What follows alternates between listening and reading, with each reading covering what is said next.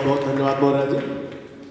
हमारे बीच में हमारे विशिष्ट अतिथि श्री आदित्यनाथ मिश्रा, वरिष्ठ अधीक्षक जीएसटी वस्तु एवं सेवा कर उपस्थित हैं। आपकी उपस्थिति को प्रणाम करते हैं सर, बहुत बहुत अभिनंदन है।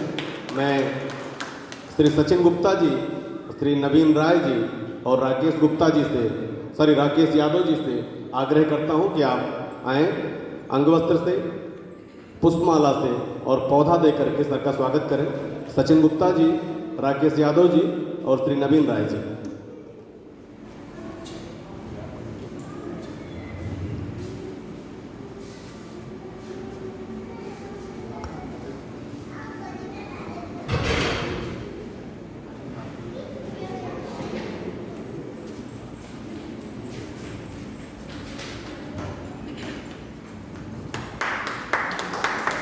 एक बार जोरदार तालियां।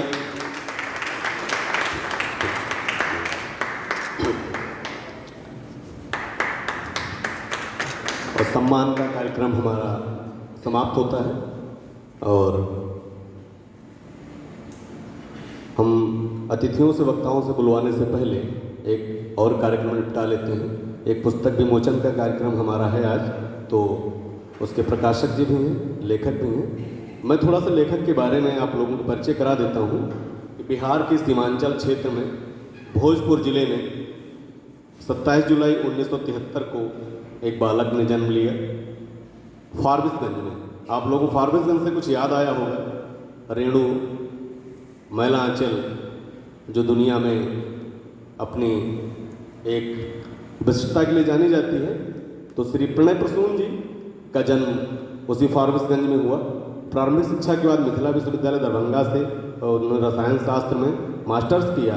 फिर नौकरी और सामाजिक साहित्यिक संगठनों से जुड़ाव होते होते 1995 से विभिन्न क्षेत्रों में सेवा की। आप यूनियन बैंक मध्य प्रदेश में, भारतीय जीवन बीमा निगम भागलपुर में और 2003 से रक्षा मंत्रालय भारत सरकार में सेवारत हैं। और इस समय संप्रति आप विदेशी भाषा विद्यालय रक्षा मंत्रालय में डिप्टी डायरेक्टर उप निदेशक के पद पर कार्यरत हैं। इतनी सारी यात्रा के बीच में सर ने अपने भीतर का जो फारबिसगंज था उसको जिंदा रखा, उसकी लौ को जलाए रखा और आपने अपने उस बहुमूल्य समय में से थोड़ा समय निकाल करके लिखना पढ़ना यूं ही जारी रखा। और इसी वर्ष आपका आत्मिक संवाद एक कहानी संग्रह प्रकाशित हुआ है। हम सभी सोसाइटी जन धन्य हैं कि हमारे बीच में एक सरकारी सेवक के साथ माँ भारती का सेवक भी निवास करता है, तो बड़े गर्व की बात है। आप तो मैं चाहता हूं कि सर आप एक अपनी कहानी का अंश, पहले विमोचन करा देते हैं। सोला जी पुस्तक जो है ले आए और अतिथियों को बाकी पुस्तकें भी हैं। हाँ, समदर्शी प्रकाशन और श्री योगेश समदर्शी जी, आज दोनों का सानिध्य हमें मिल रहा है। ये कि हम पुस्तक भी देख रहे हैं, लेखक भी देख रहे हैं और प्रकाशक के साथ भी हैं, तो ये बहुत खूबसूरत बात है। हाँ। अभी प्रणय भैया से बात हो रही थी तो बता रहे थे कि योगेश समदर्शी जी का प्रकाशन व्यवसाय नहीं है, उनकी रुचि है, उनकी निष्ठा है साहित्य के प्रति और वह निरंतर नए लोगों को, नए लेखकों को, नव सृजन को प्रोत्साहित करते रहते हैं। समदर्शी जी का बहुत बहुत धन्यवाद, इसके हार्दिक आभार। और इसी तरह नव सृजन को, नव लेखन को, नए लोगों को मौका देते रहें, आप उनके साथ चलते रहें।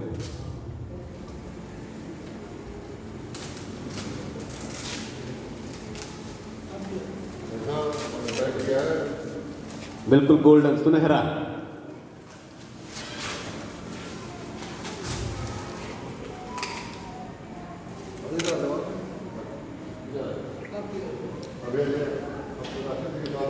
हाँ, एक बार जोरदार तालियां बजाइए।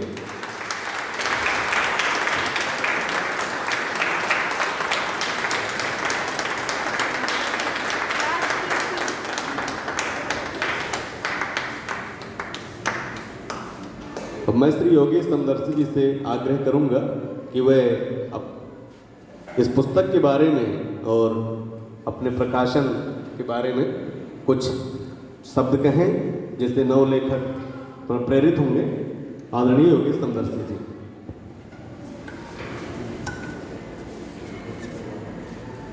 बहुत बहुत आभार। मंच पर आसीन वरिष्ठ और विशिष्ट जनों को प्रणाम करता हूँ। आप सब जो इस आयोजन या साहित्यिक यज्ञ में आज यहाँ उपस्थित हैं, आपकी पावन उपस्थिति को भी प्रणाम करता हूँ। ये एक ऐसा दौर है जब हमें साथ बैठकर कुछ मनन करने की बहुत ज़्यादा ज़रूरत है, क्योंकि इस दुनिया में जिस शिक्षा के पीछे दुनिया भगी उसने पैसा तो कमा लिया, लेकिन अंत में एक एकांतता आ गई। वो जो निरीहीपन है उसको भरने का यदि कोई काम कर सकता है तो वो पुस्तकें कर सकती हैं। मैंने 2018 से मैं इस काम को कर रहा हूँ। उससे पहले मैं इंडिया टुडे में ग्राफिक डायरेक्टर था। 2017 में मैंने स्वेच्छा से नौकरी छोड़ दी और फिर मैं केवल अब यही करता हूँ। बहुत सारे नए लेखकों को प्रेरित करना, उनको लिखने की तरफ प्रेरित करना, फिर छपने की तरफ प्रेरित करना। हालांकि ये समय बहुत ही विपरीत है। कोई भी आज की डेट में किताब नहीं खरीदता, कोई भी नहीं खरीदता। हम सब इतने लोग बैठे हैं, हम अपने दिल पे हाथ रख के पूछ सकते हैं कि क्या हम अपने घर में कुछ किताबों का सामान या राशन लाते हैं क्या? क्योंकि हम दो तरह का खाना खाते हैं मित्रों। एक खाना वो होता है जो हमारे मुख से अंदर जाता है, गले से नीचे चला जाता है, वो हमारे शरीर को पुष्ट करता है, मल बन जाता है। लेकिन एक और ज्ञान है, एक और खाना है जो हम कानों से खाते हैं, जो हम आँखों से खाते हैं, जो हम मनन करते हैं, वो गले से ऊपर जाता है और वो ज्ञान बन जाता है। हमें वहाँ तक ले जाना है। एक छोटी सी बात है, यहाँ बहुत बुजुर्ग भी बैठे हैं, शायद मेरी ये बात वो संवेदना बता रहा हूँ कि क्यों मैं इस व्यवसाय में जुटा हूँ। एक बार एक व्यक्ति थे, वो बहुत अच्छा लिखते थे और वो डायरी में लिखते रहते थे। जब वो डायरी में लिखते थे तो उनके मित्र ने उनसे कहा कि भैया आप बहुत अच्छा लिखते हो। कभी मित्रों को हम सुनाते हैं, आप सब डायरी लेके बैठे हैं। वो दिन है कि जो आपकी भावना होती है, और एक उम्र सब पे आती है जब भाव उमड़ते हैं, वो लोग कुछ डायरी में लिखने की हिम्मत जुटा लेते हैं। और वो जो रखा, दोस्तों ने कहा कि आप बहुत अच्छा लिखते हैं, इसे छपवा लो। उन्होंने कहा मैं अभी नहीं छपवा पाऊंगा, अभी मुझ पर बहुत जिम्मेदारी है, मैं जरा बच्चे बड़े हो जाएं तो छपवाऊंगा। बच्चे हो गए, बच्चे बड़े हो गए, फिर उससे कहा कि अब छपवा ले। बोला नहीं, बच्चों की शादी हो जाए तो छपवाऊंगा, बच्चों के लिए मकान बन जाए तो छपवाऊंगा।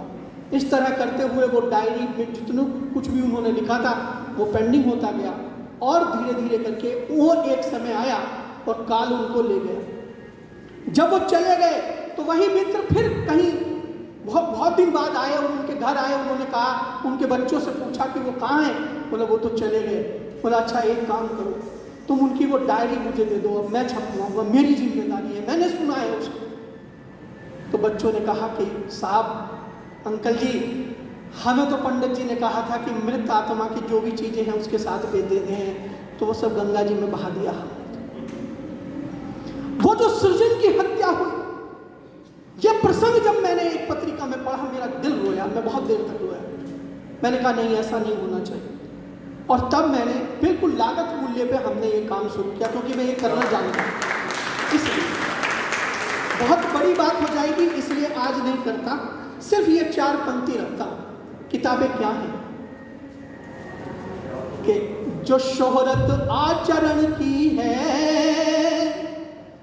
किताबों की नहीं होती, जो शोहरत आचरण की है किताबों की नहीं होती, फकीरों की तरह इज्जत नवाबों की नहीं होती, फकीरों की तरह इज्जत नवाबों की नहीं होती, चुकाया जो दुकानों पर वो भाड़ा था फकत इनका, किताबों पर लिखी कीमत किताबों की नहीं होती, किताबों पर लिखी कीमत किताबों की नहीं होती। 600-700 किताबें छाप चुका हूँ। जब मैं प्रणय जी की एक कहानियाँ पढ़ रहा था तो कई क्षण ऐसे आए, प्रूफिंग नहीं करता हूँ, तो कई क्षण ऐसे आए जब मैं रुक गया, एक पैरे को फिर गया, फिर सोचा ये क्या लिखा, किस मनस से लिखा, कौन सी मन स्थिति ऐसी होगी जब ये पंक्तियां आई होंगी प्रणय जी के। और मैं सच बता रहा हूँ, कई जगह तो मेरे आंखें नम हो गई। ये ऐसा लेखन है जो अपने साथ बैठकर लिखा जाता है, इसीलिए शायद इन्होंने किताब का नाम भी आत्मिक संवाद कहा। हम चाहे दुनिया से कितनी बात कर लें, हम चाहे दुनिया से कितने मुखर हो जाएं, लेकिन तब तक मुक्ति नहीं जब तक कोई अपने पास नहीं बैठता, जब तक कोई स्वयं से संवाद नहीं करता। इस मायने में ये किताब बेहद अमूल्य किताब है और हमारा सौभाग्य है कि प्रणय जी ने हमें इसके काम के लिए चुना। बहुत बहुत आभार। बहुत बहुत आभार सर।